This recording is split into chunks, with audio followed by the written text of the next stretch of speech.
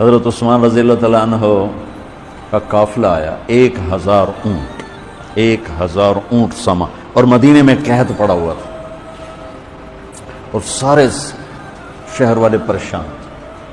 تو سارے جو تھے نا تھوک والے تاجر، وہ آ گئے حضرت عثمان کے پاس کہ جی ریٹ بتائیں۔ تو فرمانے لگے کیا دو گے؟ وہ کہنے لگے جی بیٹا اس لائٹ کو بجھاؤ۔ کہنے لگے جی 10 روپے کی چیز ہم 12 میں لے لیں۔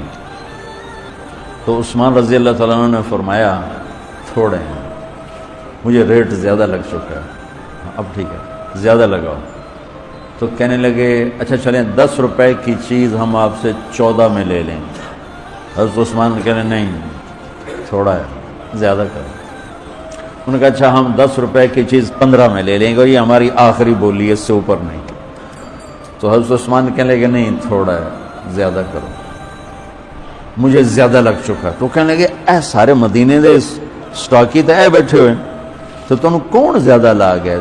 جنہوں نے جتنے تھوک کا کام کرنے والے ہوں تو سارے آئے بیٹھے ہوئے، تو تمہیں ساڑھے کو پہلے کون ریٹ لا گیا ہے؟ ابھی تمہیں 10 دے 15 دے رہے ہیں، تم یہاں جو نہیں زیادہ لگ گیا۔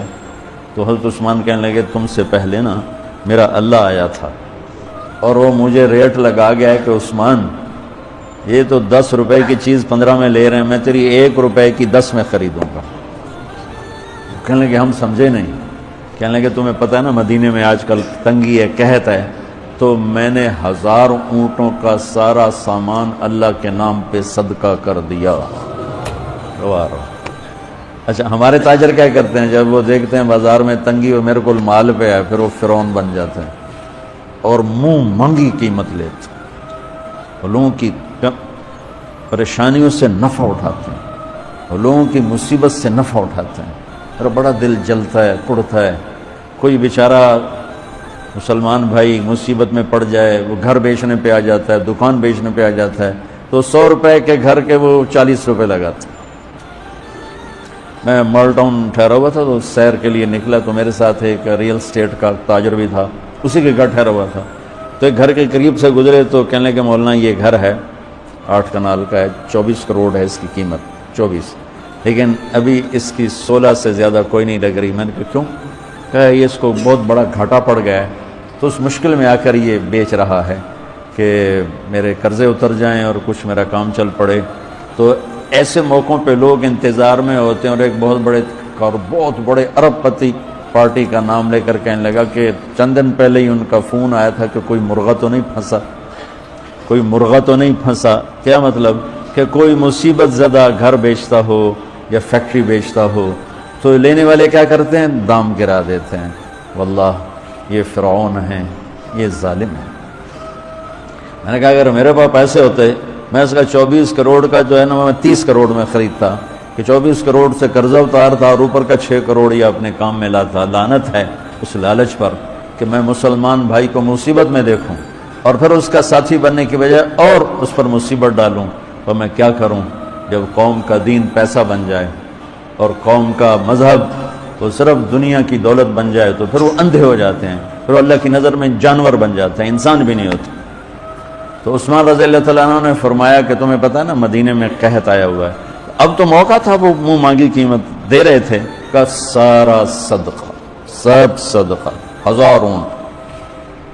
اچھا اب ہوا کیا؟ اوپر کیا ہوا؟ حضرت عبداللہ ابن عباس نے خواب دیکھا کہ اللہ کے محبوب صلی اللہ تعالی علیہ وسلم، حضرت عثمان نے خواب دیکھا کہ اللہ کے محبوب صلی اللہ تعالی علیہ وسلم سفید گھوڑے پر سوار ہیں اور کہیں جا رہے ہیں۔ تو انہوں نے گھوڑے کی لگام پکڑ لی، یا رسول اللہ آپ کہاں جا رہے ہیں؟ آپ سے تو ملنے کو بات کرنے کو جی چاہ رہا ہے۔ تو آپ نے فرمایا کہ عبداللہ آج میں فارغ نہیں، آج عثمان نے جو اللہ کے نام پہ صدقہ کیا ہے اس کے بدلے میں اللہ نے جنت کی حوروں سے اس کا نکاح پڑھا ہے اور اس کا ولیمہ رکھا ہے، میں عثمان کا ولیمہ کھانے جا رہا ہوں۔ تو اب آیت اتری من جاء بالحسنۃ فلہ 10 امثالھا، 1 پہ 10 گنا۔ تو میرے نبی کہتے اللہ بہت ہے، آپ نے کہا نہیں یا اللہ تھوڑا ہے، زیادہ فرما، رب زد امتی۔ تو میرے اللہ نے دوسری آیت اتاری من ذا الذی یقرض اللہ قرضا حسنا فیضاعف له اضعافا کثیرا، کون ہے مجھے قرضہ دے میں کئی گنا کر کے واپس کروں؟ ٹھیک ہے میرے محبوب؟ نہیں یا اللہ، زد امتی، تھوڑا اور زیادہ فرما۔ اللہ نے کہا اچھا چل، مثل الذین ينفقون اموالهم فی سبیل اللہ کمثل حبۃ انبتت 7 سنابل فی کل سنبلۃ 100 حبۃ واللہ یضاعف لمن یشاء واللہ واسع علیم۔ اچھا میرے محبوب، آپ کی امت کی ایک پر 700، تو آپ کہتے واہ واہ واہ واہ، تگلی بن گئی، ایک پہ 700۔ کوئی ہے کائنات میں ایسا کاروبار کہ روپے کی چیز پر آپ 700 روپیہ نفع لے سکو؟ ہے کوئی دنیا میں ایسا کام؟ پوری کائنات میں ایسا کام کوئی نہیں۔ میں قربان جاؤں، رحمت للعالمین نے پھر کہا یا اللہ تھوڑا ہے، ذرا اور زیادہ فرما۔ تو خصوصی پیکج پر یہ سارا سنا رہا ہوں۔ تو میرے اللہ نے کہا اچھا میرے حبیب چل ہوں آپ ضرب چھڑیے، تقسیم چھڑیے، جمع چھڑیے، دفعے 100 200 300 400 500 600 700 نہیں، چھوڑ دو۔ انما یوفی الصابرون اجرہم بغیر حساب، ہاں اتنی میری شرط ہے، جو آپ کی امت میں صبر والے ہوں گے ان کو بے حساب دوں گا۔ زندگی کیسے گزارنی ہے؟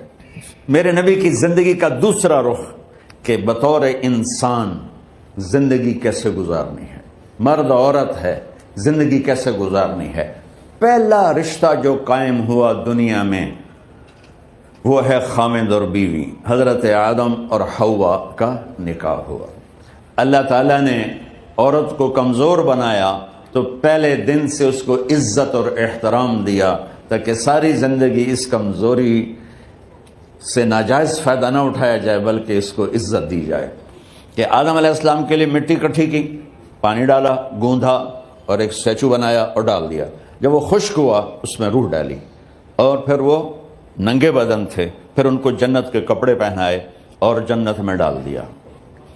اس کائنات کا حسن بھی عورت سے ہے اور جنت کا حسن بھی عورت سے ہے۔ حضرت آدم علیہ السلام جنت میں، لیکن بابے جی دا دل ہی نہیں لگتا، کلے کلے ہی ٹرے پھر دیں۔ اب اللہ نے عورت کو بنانے کا ارادہ کیا تو اللہ ایک ڈھیر مٹی کا اکٹھا کر کے عورت کے لیے بھی بنا دیتا اور اس کا اسٹیچو بنا دیتا اور اس کو خشک ہونے دیتا، پھر اس میں روح ڈالتا، پھر اس کو کپڑے پہناتا۔ آپ حیران ہوں گے سبحان اللہ، اللہ نے ایسا نہیں کیا۔ آدم علیہ السلام سوئے، آنکھ کھلی تو دیکھا ایک خوبصورت حسین عورت۔ یہ بات اکثر لوگوں کو معلوم ہوگی کہ یوسف علیہ السلام دنیا کے حسین ترین انسان تھے، اور یہ بات شاید کسی کو معلوم نہیں ہوگی کہ دنیا کی سب سے حسین خوبصورت عورت حضرت حوا ہے۔ حوا جن پر بڑھاپا آیا ہی نہیں، 1000 سال کے قریب زندگی گزاری، بڑھاپا نہیں آیا۔ حضرت آدم اور حوا قریب قریب عمر تھی۔ حضرت آدم کی عمر تو کتابوں میں مل جاتی ہے 1000 برس، لیکن حضرت حوا کی عمر کتنی تھی یہ کہیں پڑھنے کو ملا نہیں، اس لیے میں اندازہ کرتا ہوں کہ قریب قریب ہوگی۔ بڑھاپا نہیں آیا، بیماری نہیں آئی، اور حضرت حوا کو مینسز بھی نہیں آتے تھے۔ یہ عجیب بات آپ کو بتاؤں، اللہ نے اتنا جنت کا ان کے اندر نمونہ رکھا۔ تو جب حضرت آدم کی آنکھ کھلی تو دیکھا ایک حسن کا پیکر، انہوں نے جنت ہی بھول گئی۔ کہنے لگے یا اللہ ہن دل ٹھریا جا چل یا اللہ کون ہے؟ کہ تیری بیگم۔ کہ واہ جی واہ، موجاں ہی موجاں۔ تو اللہ تعالیٰ نے نکاح پڑھایا۔ سبحان اللہ، اپنے نبی کی شان دوبارہ سنو۔ تو اللہ نے کہا آدم اپنی بیگم کا مہر ادا کرو۔ تو وہ پوچھنے لگے کیا مہر ہے؟ دیکھو ایک بات سنو، مہر کسی کی بیٹی کی قیمت نہیں ہوتی۔ $1 ہو یا $1 ٹریلین ہو، بیٹی کی کوئی قیمت نہیں ہوتی۔ یہ ایک نشان ہے کہ اس بچی پر اب یہ جو خامند ہے وہ موت تک خرچہ اس کے ذمہ ہے، بیوی کے ذمہ خرچہ نہیں ہے۔ خامند کما کے لائے گا اور اپنی بیگم کو کھلائے گا، اور بیوی گھر کی ذمہ داری نبھائے گی۔ تو خیر وہ الگ بات چلی جائے گی۔ اللہ تعالیٰ نے کہا کہ مہر ادا کرو۔ کہا جی کیا مہر ہے؟ تو میرے اللہ نے کہا تیری نسل میں میرا آخری نبی آئے گا، اس پہ ایک دفعہ درود پڑھ دے، یہ مہر ہے۔ اچھا، شروع دن سے ہے کہ میں نے قبول کیا۔ قبول کیا کا مطلب ہے کہ میں اس لڑکی کو قبول کر رہا ہوں، اس کی کمیوں کے ساتھ بھی خوبیوں کے ساتھ بھی۔ اور جب لڑکی کہتی ہے سائن کرنا قبول کیا ہے، یا زبان سے کہے قبول کیا ہے، تو یہ اس بات کی گارنٹی ہے کہ میں نے اپنے اس لڑکے کو خامد ہونے کے طور پہ قبول کیا، اس کی کمیوں کے ساتھ بھی، اس کی خوبیوں کے ساتھ بھی۔ اور جو ہی شادی ہو کر ڈولی سسرال کے گھر جاتی ہے تو ٹیسٹ شروع ہو جاتا ہے، کی کر دیے، باندھی کے میں، اٹھیندی کے میں، بول دی کے میں۔ اور اس میں بہت زیادہ نیگیٹو کردار ہے سسرال کا، کئی لڑکیوں کا، کیونکہ ہم نے اپنے نبی کی زندگی نہیں قبول کیا۔ یہ واجب ہے کہنا قبول کیا، کہ جس میں پیغام ہے کہ اب میں اس کی میں کوئی کمی ہے وہ بھی قبول کروں گی، کوئی خوبی ہے تو سر ماتھے پر۔ اور لڑکا کہتا ہے کہ میں اسے قبول کرتا ہوں، اس کی خوبیوں کے ساتھ بھی، کمیوں کے ساتھ بھی۔ یہ بات یاد رکھنا، پرفیکشن کبھی تلاش نہ کرنا، پرفیکشن کبھی تلاش نہ کرنا۔ اللہ نے 100 نمبر نہیں مانگے، 51، ایک نمبر اوپر ہو گیا۔ گناہ تمہارے 50 ہیں اور نیکی تمہاری 51 ہے، تو اس ایک پر ہم تمہیں جنت میں ڈال دیں۔ اب کوئی خامد اپنی بیوی میں پرفیکشن دیکھنا چاہے، بیوی اپنے خامد میں پرفیکشن دیکھنا چاہے، ساس سسر اپنی بہو میں، ساس سسر اپنے داماد میں، بھائی اپنے بھائی میں، ماں باپ اپنی اولاد میں، اولاد اپنے ماں باپ میں، جہاں یہ نظر ہوگی تو وہاں لڑائی ہوگی۔ کمیوں کے ساتھ قبول کرو۔ قبول کا لفظ اتنا واجب ہے، تو ڈر تو پھر بہ گئی تھی نا۔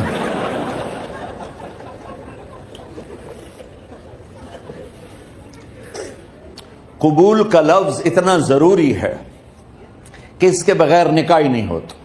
میں یہ کئی جگہ لطیفہ سنا چکا ہوں، اور واقعی قصہ بھی ہے، ایسے لطیفہ نہیں ہے۔ میرے دوست ہیں، ذمہ دار ہیں اچھے، تو ان کے گاؤں کا ایک بچہ چھوٹی عمر میں بسوں پہ جا کے نا وہ جاب پہ لگ گیا۔ تو اس کا کام ہوتا ہے بس کو صاف کرنا، ڈرائیور کو چائے پلانا، اور جہاں کہیں رش ہو تو اس کو ڈائریکشن دینا، استاد جی کٹ لو، استاد جی آن دیو، استاد جی جان دیو۔ تو یہ اس کا محاورہ بن جاتا ہے۔ اب اس کا نکاح ہوا تو مولانا صاحب نے کہا بھائی عبد الرحمان، میں فرضی نام لے رہا ہوں، نام مجھے اس کا یاد نہیں، عبد الرحمان زینب بنت اسلم نو تیرے نکاح دیتا 500 مہر تو قبول کیتا؟ تھوڑی دیر سوچ کے کہندا جی آن دیو۔ اس نے ساری زندگی آن دیو ہی سیکھا تھا، تو اس کے بھائی نے اس کو کوئی نہیں ماری، تو کہنے لگا جی جان دیو۔ مولانا صاحب نے کہا آن دیو جان دیو نال کم نہیں بننا، تو آگے میں قبول کیتا۔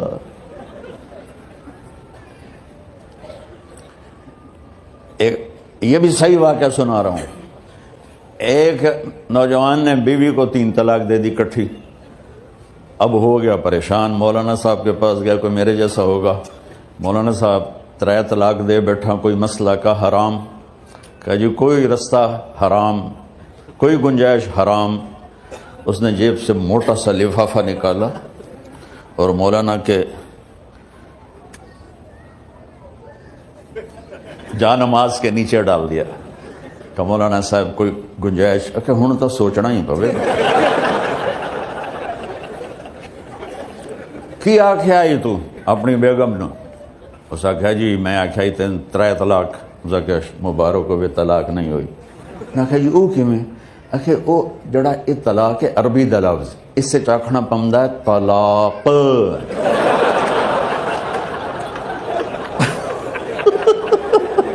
یہ آپ کو صحیح واقعہ سنا رہا ہوں۔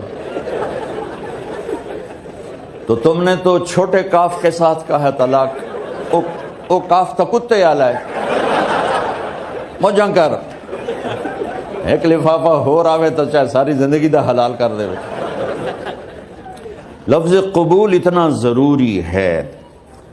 تو میرے نبی نے 11 شادیاں کی، اللہ کی قسم شوق کی نہیں تھی، ما تزوجت وما زوجت الا بوحی من السماء نزل به جبریل، کہ لوگوں سن لو میری بات غور سے، مجھے عورت کی کوئی رغبت نہیں ہے، میں نے جہاں شادی کی، جہاں بیٹی کی شادی کی، پہلے اللہ نے آسمان سے جبریل بھیج کے حکم دیا، پھر میں نے قدم اٹھایا۔ تو پہلا رشتہ خاوند اور بیوی ہے جو اس کائنات میں جڑتا ہے، یہ دنیا کا سارے رشتوں میں نمبر 1 رشتہ ہے، سب سے خوبصورت رشتہ ہے، سب سے اہم رشتہ ہے، سب سے بڑا رشتہ ہے۔ والدین کے لیے چند آیات ہیں، اولاد کے لیے چند آیات ہیں، بہن بھائیوں کے لیے چند آیات ہیں، خاوند اور بیوی کے لیے سینکڑوں آیات ہیں، سینکڑوں۔ تو اگر آپ اپنے گھروں میں کامیابی دیکھنا چاہتے ہو، اپنے گھر کو ہاؤس کی بجائے ہوم دیکھنا چاہتے ہو، خوشی کا اگر آپ اسے گہوارہ بنانا چاہتے ہو، اللہ کی قسم ڈگریوں سے نہیں ہوگا، محبت سے ہوگا۔ میرے نبی سے پوچھا گیا یا رسول اللہ اسلام کا سب سے مضبوط عمل، نہیں، میرے نبی نے سوال کیا، بولو بھائی اسلام کا سب سے مضبوط عمل کیا ہے؟ صحابہ نے کہا نماز، نہیں، سبحان۔ ابھی میں نماز کی کتنی اہمیت بتا چکا ہوں۔ انہوں نے عرض کیا جہاد، آپ نے فرمایا نہیں۔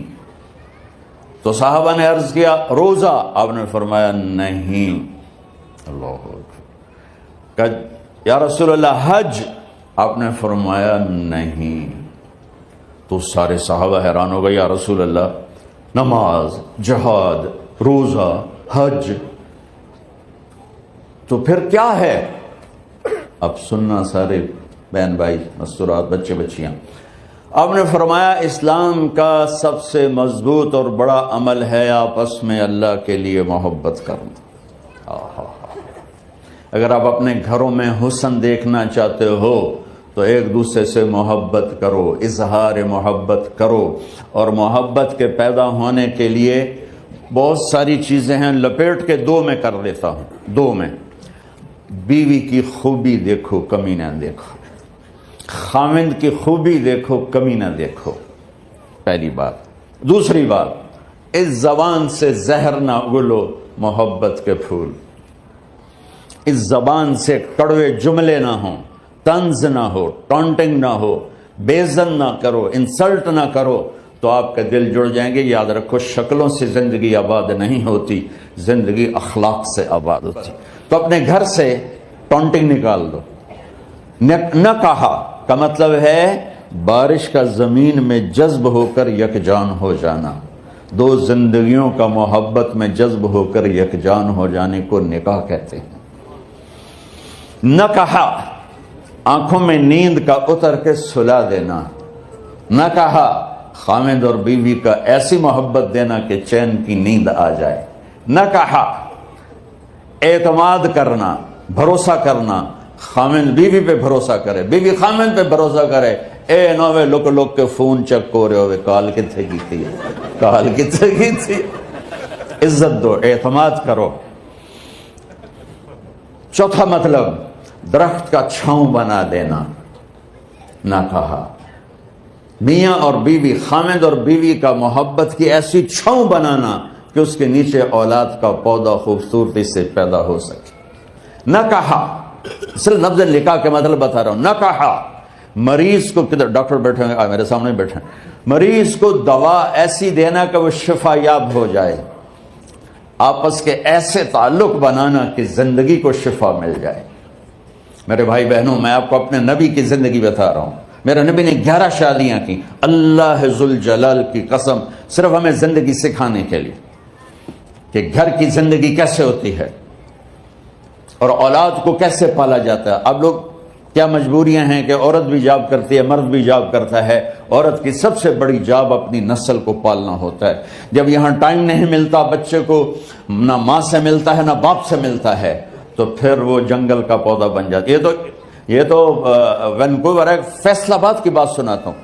میرے بچے جس اسکول میں پڑھتے تھے ان کے پرنسپل سے میری دوستی تھی، میں ملنے گیا ایک دن، تو کہنے لگے یہ عجب واقعہ ہوا ہے کہ یہاں 2 بچے پڑھتے ہیں، ان کی ماں بھی ڈاکٹر ہے اور باپ بھی ڈاکٹر ہے، تو وہ دونوں آئے ہیں میرے پاس کہ ہمارے بچوں نے 3 دن ہو گئے ہیں گھر میں کھانا نہیں کھایا، تو ہم پریشان ہیں، ہمیں بتاتے نہیں، کائنڈلی آپ پوچھ کے بتائیں تو وہ کھانا کیوں نہیں کھا رہے۔ ایک باری کر کے بھی دکھا دو.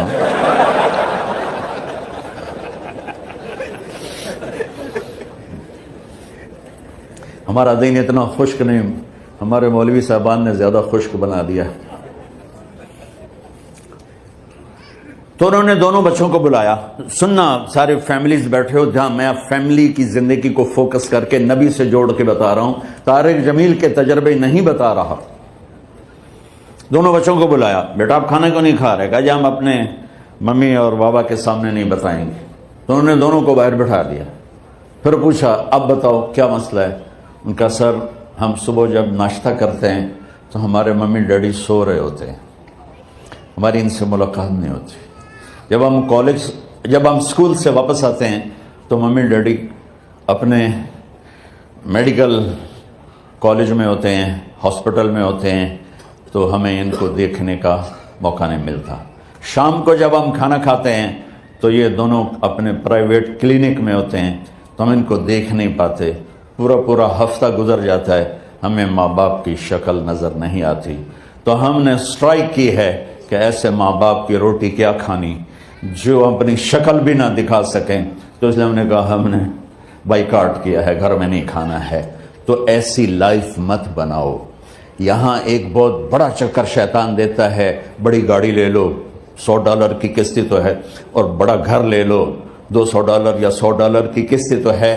پھر میاں بھی کام کرے، بیوی بھی کام کرے، جو کہ بڑا گھر باقی رہے. تو خوشیاں تو مٹ گئیں. جو ڈبل جاب کرے گا، پھر ڈبل جاب کرتے ہیں.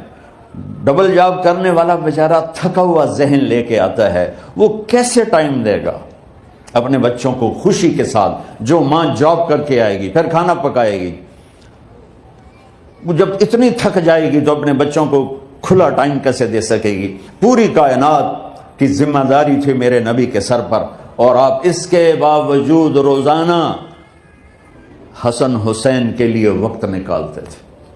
اور انہوں کو آ کر کوئی لیکچر نہیں. دیکھو ماں باپ سے ایک بات کرتا ہوں، لیکچر تھوڑا دو، محبت زیادہ کرو. یہ نہ کرو، یہ کیوں کیا، یہ کرو، یہ کرو، یہ چھوڑ کر صرف سینے سے لگاؤ. پھر محبت دو، کمیوں سمیت بچوں کو قبول کرو، ان کی زندگی تبدیل ہو جائے گی. اتنے بڑے نبی، اتنی بڑی ذمہ داری، اور اتنا درد سینے میں کہ آپ کے سینے سے ایسے ابلنے کی آواز آتی تھی جیسے ہانڈی ابلتی ہے. اس کے باوجود آپ روزانہ کہتے این اللقا، میرے شرارتی بچے کدھر ہیں؟ تو وہ بھاگے بھاگے آتے. دیکھو میں فزیکل کر کے بتاؤں گا تاکہ آپ کو پتہ چلے زندگی کیسے گزاری. کہ میرے شرارتی بچے کدھر ہیں؟ 7 بر اعظم کی ذمہ داری ہے. اور تھوڑی چھوٹیاں جابن تو تسی کہتے ہو بزی بڑے ہیں. میرے نبی پہ 7 بر اعظم کے انسانوں کی ذمہ داری ہے، اور آخری آنے والے انسان تک کی ذمہ داری ہے. اس سے بڑی جاب کس کی ہوگی کائنات میں؟ اور پھر آپ روزانہ آتے ہیں این اللقا، میرے شرارتی بچے کدھر ہیں؟ تو حسن حسین بھاگے بھاگے آتے. آپ ان کے لیے یوں ہو جاتے تھے، آؤ بھائی میری کمر پہ چڑھ جاؤ. اپنے نبی کی عظمت کو جانو کہ انہوں نے زندگی کیسے سکھائی. چاند کے 2 ٹکڑے کر دینا کوئی معمولی بات ہے، آسمان چیر کے چلے جانا معمولی بات ہے، ایک زندگی سکھا کے جانا سب سے بڑی بات ہے. کتنی اولادیں برباد ہو گئی ماں باپ کی وجہ سے، کتنے گھر اجڑ گئے ساس سسر کی وجہ سے، کتنے گھر اجڑ گئے لڑکی کے بدتمیز ہونے کی وجہ سے، کتنے گھر اجڑ گئے لڑکے کے شرابی اور باہر کی گندگی کی وجہ سے. زندگی سیکھو. یہ اتنے بڑے نبی ہو کر آپ یوں ہو رہے ہیں جیسے میں نے آپ کو کر کے دکھایا. دونوں کو اوپر بٹھا لیتے اور کمرے میں چکر لگاتے تھے، پھر یوں کر کے پوچھتے تمہارا اونٹ کیسا ہے؟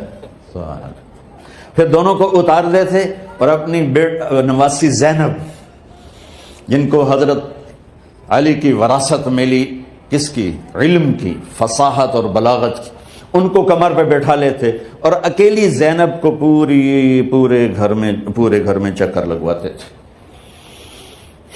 اور بھی دکھ ہیں زمانے میں محبت کے سوا، راحتیں اور بھی ہیں وصل کی راحت کے سوا. کیا صرف کمانا ہی کام ہے؟ ادھار کی زندگی سے بچو. خوش و خرم رہو، اس کو قسط دینی ہے، یہ قسط دینی ہے، یہ قسط دینی ہے، یہ دینی ہے، سر میں درد نہیں ہوگا تو اور کیا ہوگا؟ تو آپ اتنے بڑے عظیم ہو کر وقت نکال رہے ہیں۔ اور حضرت ابو ہریرہ فرماتے ہیں میری آنکھوں نے دیکھنا سارے کہ آپ نے کبھی حسن کبھی حسین یہاں جیسے مائیں کرتی ہیں ادھر کھڑا کیا ہوا ہے اور جھولا جھلا رہے ہیں ایسے، اور ان کے دونوں ہاتھ پکڑ کر کہہ رہے ہیں آ جاؤ اوپر، آ جاؤ اوپر، آ جاؤ، آگے پہاڑی ہے، اوپر آ جاؤ، آگے پہاڑی ہے، تو ایسے ایسے آتے، اور اوپر آؤ، وہ یہاں جاتے، آگے آؤ، وہ یہاں آ جاتے، آگے آؤ، وہ یہاں آ جاتے، تو پھر آپ یوں ہو جاتے، آگے آؤ تو چڑھتے چڑھتے یہاں آ جاتے، یہاں وہ یہاں آ جاتے، تو آپ ان کے ہاتھ فکس کر کے آگے بڑھ کر ان کے ہونٹوں کا بوسہ لیتے اور کہتے یا اللہ میں ان سے پیار کرتا ہوں، تو بھی ان سے پیار فرما۔ بھائیو اللہ کی قسم، پیسے سونے چاندی سے زندگی میں خوبصورتی نہیں آتی، نبی کی غلامی سے زندگی میں خوبصورتی آتی ہے۔